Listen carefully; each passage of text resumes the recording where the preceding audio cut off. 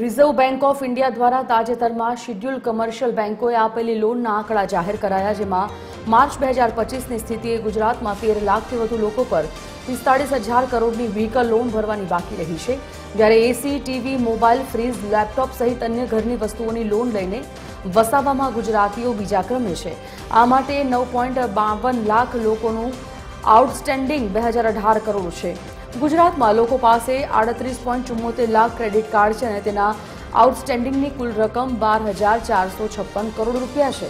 તો ગ્રામીણ ક્ષેત્રમાં 6.20 લાખ બેંક ખાતામાં 21,000 કરોડની આ પ્રકારની લોન લેવાઈ છે। મેટ્રોપોલિટન શહેરમાં સૌથી વધુ ફોરેન બેંકમાંથી 1662 કરોડની લોન, પ્રાઇવેટ બેંકના 81.9 લાખ એકાઉન્ટમાં 2.38 લાખ કરોડની લોન છે।